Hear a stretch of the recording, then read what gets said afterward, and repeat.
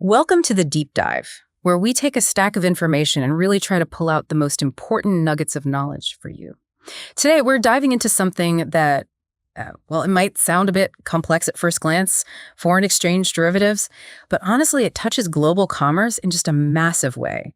We've got a fantastic set of sources here, really packed with real-world scenarios, practical examples, our mission to kind of demystify how businesses shield themselves from the roller coaster of currency fluctuations, and maybe even how they can benefit sometimes. Okay, let's unpack this. Indeed, and we'll be looking mainly at the two primary tools today.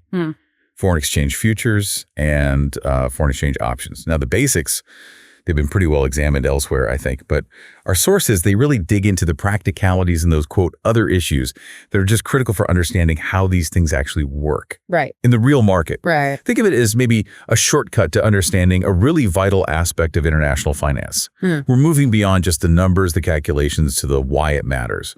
Okay, good. So let's start with foreign exchange futures then. Our source uses a great scenario. Let's picture this. It's, say, July 10th. And there's a UK company, they've got a US dollar invoice to pay. $6.65 million.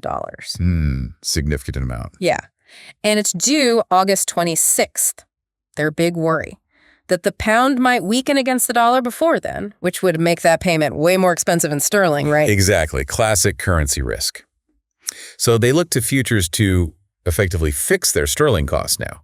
And at that moment, July 10th, the spot rate is 1.71 on a 10 per pound. Okay. So how do they set up this hedge? What are the first steps? Well, they need to make a few key decisions. First up, they choose the September expiry futures contract. What, September? Because it's the first one that matures after their August 26th payment date. Needs to cover the period. Got it. Second, they decide to sell futures. Sell. Why sell? Good question. It's because the contract size itself, it's denominated in pounds. So they'll be selling pounds, effectively, to lock in the dollars they need to buy. Okay, that makes sense. So they're selling pound futures. How many, though? How do they figure that out? Right, that's the next step. They need to convert that US dollar amount, the 6.65 million, into pounds. But they don't use the spot rate. They use the price of the futures contract they chose, the September one, which is 1.71035 per pound. Ah, okay. The futures price, not the spot. Exactly. And each futures contract is for a standard amount, in this case, 100,000 pounds. So calculation is basically the dollar amount divided by the futures rate, then divide that by a contract size. So 6.65 million divided by 1.71035, then divide by 100,000. Yeah, it works out to approximately 39 contracts. Just about 38.88, so they round up to 39 usually, or hedge slightly under. Let's say 39 for this example. Yeah, okay. So the company sells 39 September futures contracts at that price, 1.71035 per pound. So they've locked it in, theoretically. Now, what actually happens on August 26th, the payment day? Did the hedge work? Did it protect them? Well, our source shows that, yes, it absolutely did. On August 26th, the spot rate had moved against them, quite badly, actually. It was down to 1.65770 zeros per pound. The pound had weakened significantly. Ouch. So without a hedge, that $6.65 million would have cost them a lot more pounds. Exactly. It would have cost $4,011,582. But because they had the futures hedge, they actually made a gain on that position. Okay, a gain on the futures. How did that work out? So the September futures price also moved down. On August 26th, it was 1.65750 zeros per pound. Remember, they sold initially at 1.71035 zeros. Now, to close out their position, they effectively buy back at the lower price of 1.65750 zeros. Ah, sell high, buy low, so they made a profit. Precisely. The difference is 0.05285 per pound hedged. You multiply that gain per pound by the size of the hedge, 39 contracts times 100,000 pounds per contract. So 3.9 million pounds worth times that difference. Comes out to a total gain of $206,115. Or another way the market looks at it is ticks. Each tiny price movement, $0.000001, is a tick, worth $1 on this contract size. So they made 5,285 ticks per contract. Multiplied by 39 contracts, you get the same $206,115 gain. Wow, that's a significant gain. That must have really helped offset the higher cost of the dollars in the spot market. Absolutely. So how did it affect their final cost in pounds? Well, you take that $206,115 gain and you convert it back into pounds at the spot rate on August 26th, the 1.65770 rate. Okay. That gives them whole $124,338. Now, you subtract this gain from the actual spot cost of the dollars, which was that $4,011,582 figure. Right. And their net cost, the final cost for the company, ends up being $3,887,244. And how does that compare to what they were sort of hoping for back in July? It's remarkably close. Remember, if they just paid at the spot rate on July 10th, it would have cost $3,886,389. So less than £1,000 difference, despite that big swing in the exchange rate. Exactly. It really demonstrates how effectively that futures hedge locked in their cost and protected them from that adverse currency move. That's a great illustration. But, futures aren't quite that simple in practice, are they? There's this whole other dimension. You're absolutely right. That scenario showed the outcome, but it glossed over something crucial that impacts cash flow daily: margins. Right, the margin account. Yeah. When you set up a futures hedge, the exchange, the market, needs some assurance that you can actually cover potential losses if the market moves against you before the end date. This leads to the requirement of an initial margin. Okay, so it's like putting down a deposit, a security deposit. Exactly like that. It's cash placed into a special margin account held with their broker. In our scenario, the contract specs for the CME, the Chicago Mercantile Exchange, required an initial margin of $1,375 per contract. So for their 39 contracts, that's what, over $50,000? $53,625, yeah. Or about $31,339 at the initial spot rate. Now, these funds, they still belong to the company. They might even earn some interest. But crucially, they're controlled by the broker. They're there to cover potential losses. Okay, but here's where it gets really interesting, and something our sources highlight. That gain or loss we calculated earlier, the $206,000, it doesn't just appear on the final day. Precisely. That's a key misunderstanding people often have. In reality, the gains and losses on a futures position are calculated every single day, and the margin account balance is adjusted daily based on the future settlement price. This whole process is called marking to market. Daily adjustments. Okay, so if we look at the example days from the source, on July 11th, the day after they put the hedge on, the futures price moves slightly in their favor to 1.70925. Based on that, they actually made a small gain of $4,290 on that day alone. And that gets added to their margin account. Yep. Their balance increases to $57,950. Then on July 14th, another gain, $4,680 this time. Balance goes up again to $62,595. Looking good so far. But then, July 15th, the market moves against them. The futures price jumps up to 1.713550 per pound. Since they sold futures, this upward move means a loss for them on that day. A significant one, actually. $21,255. Oof. And that comes straight out of the margin account balance. Straight out, reducing the balance all the way down to $41,340. And that drop, that brings us to the potential for a margin call, right? What happens if that balance falls too low? Exactly. This raises a really important practical point. The market doesn't just require the initial margin. It also requires a maintenance margin. Okay, another level. Yeah, it's a minimum balance that must be kept in the account at all times. Think of it as a lower threshold. For our company, the maintenance margin was set at $1,250 per contract. For their 39 contracts, that totals $48,750. Okay, wait. On July 15th, you said their balance dropped to $41,340, which is below that maintenance level of $48,750. Mingo. That's the trigger. So what happens then? Does the broker just call them up? Pretty much. The company receives a margin call. It means they have to deposit extra funds immediately. This extra amount is called a variation margin. They need to pay enough to bring their account balance back up to usually the initial margin level, though sometimes just the maintenance level depending on the broker rules. Let's say maintenance here. So in this case, they'd need to put in $48,750 minus $41,340. About $7,410. Exactly. An additional $7,410 is required. Quickly. And if they don't, if the company fails to make that payment, what then? Then the broker will start automatically closing out their hedge position.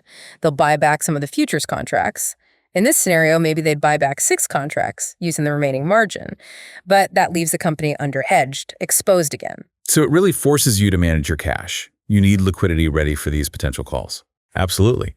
And conversely, if the balance stays well above the maintenance margin, say due to consistent gains, the company can actually draw out the surplus funds. It just highlights that futures, while incredibly powerful for hedging, they aren't set and forget. They require active monitoring and, critically, the liquidity to manage those daily cash flow swings. Okay, that's a very clear picture of futures, including the practical plumbing behind them.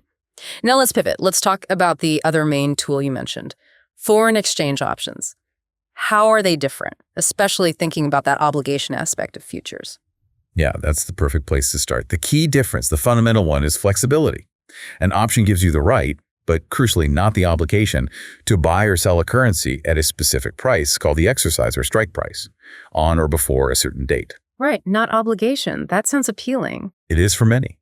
Futures, as we saw, are a firm commitment, an obligation to buy or sell. Our sources give another good example here. Imagine a UK company, but this time they're expecting a receipt. They're going to receive $4.4 million on August 26th. Okay, so money coming in euros. Right. And the current spot rate is 0.794 per euro. Their worry is the opposite of the first company's. They're concerned the euro might fall against the pound before they receive it. Meaning they'd get fewer pounds when they convert it. Exactly. They want to protect against that downside. But here's the key bit where options differ. They also want to benefit if the euro actually strengthens. So protect the downside, but keep the upside potential. That sounds like, well, the ideal hedge, doesn't it? It often sounds like the Holy Grail, yes. And options allow for that possibility, unlike futures which lock you into one rate. So how do they set up this hedge using options? Well, some steps are similar. They look at expiry dates, and again, September options make sense as they expire after the August 26th receipt date.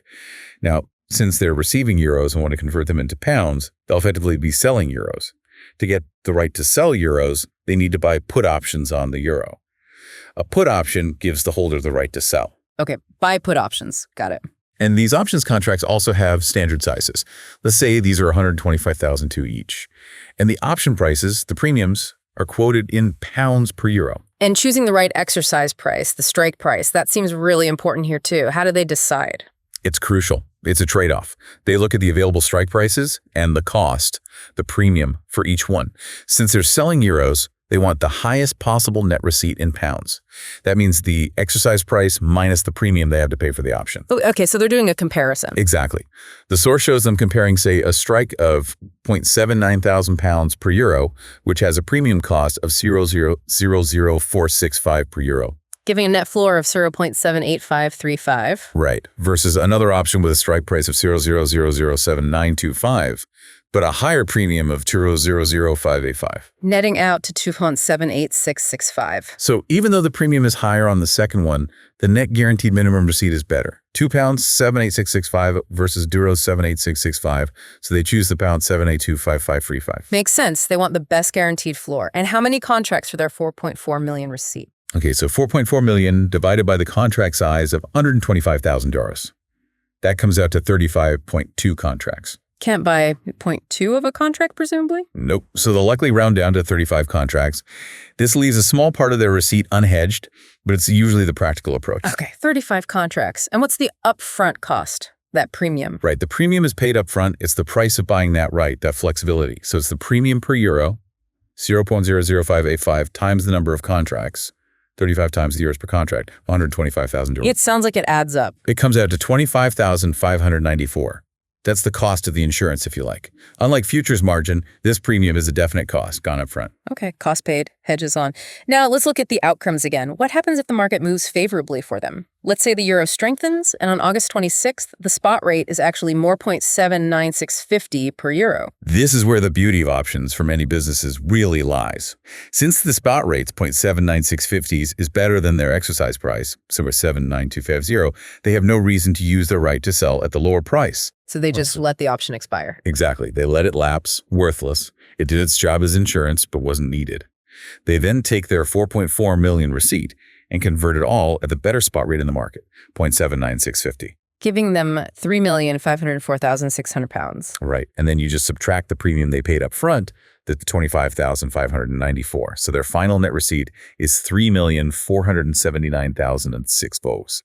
They fully benefited from the favorable move in the exchange rate. Fantastic. They got the upside. But what about the downside they were worried about? What if the euro did fall? Say the spot rate on August 26th dropped to 0.78 thousand pounds per euro. Okay, now the option becomes valuable. The market rate, 0.78 thousand pounds, is worse than their guaranteed exercise price. 0.79250. So in this scenario, they would exercise their options. They use their right to sell euros at the better rate. For the 35 contracts worth of euros anyway. Correct. Those 35 contracts cover 4.375 million, 35 by 125,000 euros. Exercising the options means selling these euros at 3,792.50 each, giving them 3,467,188. Now, what about the small bit left over, the 25,000 DR that wasn't covered by the 35 contracts? Ah, right. They have to sell that at the spot rate. Yeah, that small unhedged amount gets converted at the prevailing poor spot rate of BOFIN 8,000 pounds. That gives them another 19,500 pounds. Okay, so add those two amounts together. Add them up, and then, again, you have to subtract the initial premium cost of 25,594 pounds. Their total net receipt in this adverse scenario would be around 3,461,094. Which is pretty close to that net floor rate they calculated when choosing the strike price. Exactly. It effectively establishes the minimum amount they would receive, demonstrating that floor or the protection the option provided. They were shielded from the worst of the euro's fall. And it's worth mentioning, with American-style options, which can be exercised anytime, often in practice, especially for actively traded ones like these, companies might not actually exercise them in the traditional way. Instead, they might just sell the valuable option contract itself back to the market before it expires. Why would they do that? Because the options market price usually includes not just the intrinsic value, the difference between strike and spot, but also time value. The chance it could become even more valuable before expiry. Selling the option captures both, whereas exercising only captures the intrinsic value. A bit more advanced, but common in practice. Interesting nuance. Okay, so options offer that flexibility, that protection plus potential. But to really get comfortable with options, there's some terminology we should probably touch on. Things like long and short positions. It helps understand the strategy. Yeah, that can definitely get a bit confusing. Can you clarify that? Long versus short. Sure. Let's try to simplify. A long position basically means you own something or you've committed to buy something, and you generally benefit if its price goes up. Like owning shares, your long shares. Exactly. You want the price to rise. A short position is the opposite. You benefit if the price goes down. You might have borrowed something to sell it, hoping to buy it back cheaper, or like we saw with futures, sold a contract expecting the price to fall. Okay. Long benefits from price up, short benefits from price down. Right. Now let's apply that to our euro receipt example. The UK company is expecting to receive euros. So in terms of their underlying business transaction, they are effectively long euros. If the euro strengthens, price goes up versus pound, they benefit. They're also sort of short pounds in a way, right? Because if the pound falls, they also benefit. That's another way to look at it, yes. They are long the foreign currency they're receiving. This is their underlying position. Right. Now, to hedge effectively, they need to use a derivative to create the opposite exposure. By buying put options on euros, they create a position that gains value if the euro falls. So the put option itself becomes more valuable if the euro weakens? Right. So buying the put option effectively creates a short position in euros via the hedge, which offsets their underlying long euro position. Okay, wait. So they buy the put option, which sounds like going long the option contract itself. Yes. But doing so creates a short position on the underlying currency, the euro. Precisely. That's a common point of confusion, but it's critical. The option buyer is long the option contract because they bought it and hope its price will rise. But for a put option on euros, its price rises when the underlying euro falls. So holding the long put option gives you downside exposure to the euro, effectively making you short euros in terms of price movement payoff. Got it. That distinction is key. Long the contract, but the payoff mimics being short the underlying. You've got it. Okay, one more thing on options. We talked about rounding the number of contracts, like using 35 instead of 35.2. That leaves a small unhedged bit. Is there a way to make the hedge even more precise? Yes, absolutely, especially for larger amounts or more sophisticated hedging programs. That leads us to the concept of the hedge ratio. It's also often called the options delta. Sometimes you see it referred to as ND1 in pricing models like Black-Scholes, but delta is the common term. Delta, okay, what is it? Delta measures how much the options price is expected to change for a 1 unit change in the underlying asset's price. It's essentially the sensitivity of the option price to the spot rate. It's usually expressed as a ratio between 0 and 1 for call options or 0.9-1 for put options. So if, for example, the delta or hedge ratio for those euro put options we discussed was, say, mid or 0.95, meaning it means that for every 0.01 the euro falls against the pound in the spot market, the value of the put option is expected to increase by about 0.0095. It doesn't move 1 for 1 usually. Right. It's not a perfect 1.1 relationship. So how does knowing this delta help calculate the number of options? It allows for a much more accurate matching of the hedge. Instead of just dividing the amount to hedge by the contract size, you adjust for the delta. The calculation becomes amount to hedge divided by open brackets, the contract size times the delta, ignoring the minus sign for calculation purposes. Okay, so in our 4.4 million example with a delta of 0.95. It would be 4.4 million divided by 125,000 times 0.95. Let's see, 125,000.95 is 118,750. Then a 4.4 million divided by that. Comes out to about 37.05. So using delta suggests they should actually buy 37 options, not 35, to get a hedge that more closely matches the expected sensitivity of their underlying exposure. That's much more precise. A delta hedge. Exactly. It helps create a more exact hedge initially. Though delta itself changes as the spot rate and time to expiry change, so dynamic hedging might adjust this over time, but it gives a much better starting point. And understanding this level of nuance, connecting the theory like delta back to the practical decision of how many contracts to buy, that's really what allows companies to truly optimize their risk management. Wow. Okay. We have covered a lot of ground today. A real deep dive, true to the name. We went from the nuts and bolts of foreign exchange futures, how they work with a real example. Including those crucial margin requirements, the initial and maintenance, and that whole daily market-to-market process. Yeah, the cash flow implications there are huge.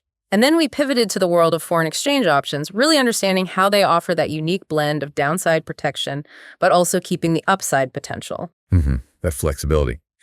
And we look at how strike prices and premiums play into the decision. And we even untangled some tricky terminology like long and short positions in the context of options, and finished with the precision offered by using the delta, the hedge ratio. And I think our goal really was not just to walk through the calculations, but to constantly highlight the so what. Why does this matter for businesses dealing with international transactions? It's about really grasping the practical side, the cash flow impact of futures, the upfront cost versus flexibility of options, the exact level of protection each tool gives you. And the thinking that goes into choosing the right strategy and then managing it. Exactly. It's risk management in action. So as you, our listeners, go about your week, maybe consider this.